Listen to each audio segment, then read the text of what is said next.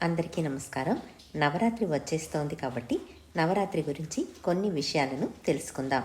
ఈ సంవత్సరం సెప్టెంబర్ 22 నుంచి అక్టోబర్ 2 వరకు మనం నవరాత్రిని జరుపుకోబోతున్నాం. ఆశ్వయుజ మాసం పాడ్యమి నుంచి నవమి వరకు నవరాత్రులని, ఇంకా దశమి రోజు కూడా విజయదశమిని జరుపుకుంటాము. అలా 10 రోజులు ఎంతో ఉత్సాహంగా జరుపుకునే పండుగ నవరాత్రి. నవరాత్రిలో విశేషంగా దుర్గాదేవిని పూజిస్తాం. రాత్రి జన్మించిన దుర్గాదేవి రాత్రికి దేవత. రాత్రి అజ్ఞానానికి సంకేతం. మనకు అజ్ఞానాన్ని ఇచ్చేది, మన అజ్ఞానాన్ని పరిహరించేది ఆ దుర్గాదేవి.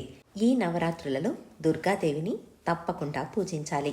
మొదటి రోజు అంటే పాడ్యమి రోజు తలస్నానం చేసుకుని శుభ్రమైన బట్టలు కట్టుకుని ముగ్గు వేసి ఆ ముగ్గు పైన బియ్యం పోసి ఆ బియ్యం పైన కలశాన్ని ఉంచి దుర్గాదేవిని ఆవాహన చేసుకోవాలి. కలశం పెట్టే ఆచారం లేని వాళ్ళు దుర్గాదేవి ఫోటోకు పూజ చేసుకోవచ్చు. దుర్గాదేవిని ప్రతిష్ఠించిన తరువాత నవరాత్రులలో మనం ఏమేం చేయబోతున్నామో సంకల్పం చేసుకోవాలి. అంటే ఉదయం పూజతో పాటు విశేషంగా సాయంకాలం పూట పసుపు కుంకుమలతో పూలతో దేవిని పూజించి నైవేద్యం పెట్టి దేవి స్తోత్రాలను పారాయణం చెయ్యాలి. విశేషంగా నవరాత్రుల్లో నెయ్యి దీపాన్ని వెలిగిస్తారు. ఇలా 9 రోజులు తమ శక్తానుసారం భక్తిపూర్వకంగా దేవిని పూజించాలి. మనం ఏం చేయబోతున్నామో దానిని పాడ్యమి రోజు సంకల్పం చేసుకోవాలి.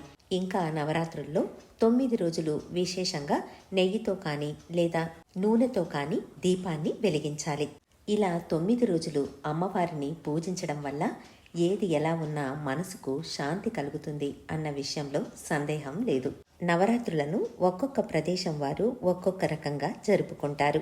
మన దేశంలో ముఖ్యంగా దుర్గాదేవిని 3 రూపాలలో అంటే మహాకాళి, మహాలక్ష్మి, మహాసరస్వతి రూపాలలో కొలుస్తారు. ఉత్తర భాగంలో అమ్మవారి 3 పెద్ద పెద్ద విగ్రహాలను పెట్టి పూజిస్తూ ఉంటారు. ఆ విగ్రహాలలో ఒక విగ్రహం కాలి కింద మహిషాసురుడు, ఇంకా కొన్ని ప్రతిమలు ఉంటాయి. ఈ 3 విగ్రహాలలో ఒకటి మధుకైటబారులను సంహరించిన మహాకాళి కాగా, రెండవ విగ్రహం మహిషాసురుణ్ణి సంహరించిన మహాలక్ష్మి రూపం, మూడవది శుంభ నిశుంభులను సంహరించిన మహాసరస్వతి రూపం. ఇక్కడ ఈ 3 రూపాలు దుర్గాదేవి రూపాలు. దుర్గా అంటే ఏంటో తెలుసుకుందాం. సామాన్యమైన అర్థంలో దుర్గా అంటే కోట. అయితే కోట ఏం చేస్తుంది? శత్రువులను లోపలికి రాకుండా కాపాడుతుంది. అలాగే దుర్గాదేవి కూడా తనలో కలి ప్రవేశాన్ని కానీ చెడును కానీ రానివ్వదు. అటువంటి దుర్గాదేవిని మనం పూజించినప్పుడు మనకు చెడు కలగకుండా కోటలాగా మనల్ని రక్షిస్తుంది. అందుకే నవరాత్రిని భక్తిపూర్వకంగా అందరూ ఆచరించాలి. నవరాత్రిని ఒక్కొక్క ప్రాంతంలో ఒక్కొక్క రకంగా జరుపుకుంటారు. ఇంతకు ముందు చెప్పినట్టు కలశం అలవాటు ఉన్నవాళ్లు కలశాన్ని పెట్టి దేవిని పూజిస్తారు. అలా లేని వాళ్ళు దుర్గాదేవి పటాన్ని ఉంచి పూజ చేసుకోవచ్చు. కొంతమంది ఒక్క పూట భోజనం చేసి ఒక్క పూట ఉపవాసం చేస్తారు. ఇంకొంతమంది బొమ్మల కొలువు ఉంచి ఆ కొలువులో కలశం పెట్టి దేవిని పూజిస్తారు. ముందు చెప్పుకున్నట్టు నవరాత్రి పూట సాయంకాల పూజ విశేషంగా జరపాలి. దేవిని తన వివిధ పేర్లతో స్తుతిస్తూ అర్చనను చెయ్యాలి. దీంతో పాటు మార్కండేయ పురాణాన్ని శ్రద్ధగా వినాలి అని అంటారు. అందులో దేవి మహత్యాన్ని గురించి గొప్పగా వివరించి ఉంది. మధుకైటబారుల గురించి, మహిషాసురుణ్ణి సంహరించడం గురించి, శుంభ నిశుంభులతో పాటు రక్త బీజాసురుడి సంహారం గురించి వివరంగా ఉంది. కాబట్టి మార్కండేయ పురాణాన్ని నవరాత్రిలో వింటే చాలా మంచిదని చెబుతారు. ఇంకా ఈ నవరాత్రుల్లో విశేషంగా కన్యా పూజను చేస్తారు. దీనికి 2 సంవత్సరాల నుంచి 9 సంవత్సరాల వరకు ఉన్న పిల్లల్ని పూజించాలి. ఒక్కొక్క రోజు ఒక్కొక్కరిని గాని లేక 9 మందిని ఒకే రోజు పిలిచి పూజించవచ్చు. కొంతమంది ఇళ్లలో దీనిని విధిగా చేస్తారు. తరువాత ఆ పిల్లలకు ఏదైనా కానుకలు ఇచ్చి వాళ్ళని తృప్తిపరుస్తారు.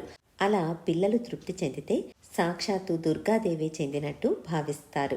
నవరాత్రిలో మొదటి 3 రోజులు పార్వతీదేవిని, తరువాత 3 రోజులు మహాలక్ష్మిని, తరువాత 3 రోజులు సరస్వతిని పూజిస్తారు. ఈ నవరాత్రుల్లో సరస్వతి పూజ చాలా విశేషం. మూలా నక్షత్రం రోజు సరస్వతి ఫోటో ఒకటి ఉంచి దాని ముందు పుస్తకాలు ఉంచి సరస్వతీదేవిని ఆవాహన చేసుకోవాలి. ఆ తరువాత పూర్వాషాఢ నక్షత్రం రోజు పూజ చేసి శ్రవణ నక్షత్రం రోజు సరస్వతిని విసర్జన చెయ్యాలి. ఇంకా నవరాత్రుల్లో వాహన పూజ, ఆయుధ పూజ విశేషంగా జరుపుకుంటారు. అందులో కూడా దుర్గా సాన్నిధ్యం ఉంటుంది. దశమి రోజు షమీ పూజ విశేషంగా చేస్తారు. ఇలా ఒక్కొక్కరు ఒక్కొక్క విధంగా జరుపుకునే నవరాత్రులను ఎవరి పద్ధతి ప్రకారం వాళ్ళు, ఎవరి శక్తి కొలది వాళ్ళు భక్తితో దేవిని పూజించి దేవి అనుగ్రహానికి పాత్రులవుదాం. మళ్ళీ మరొక మంచి విషయంతో మీ ముందుంటాను. ధన్యవాదాలు.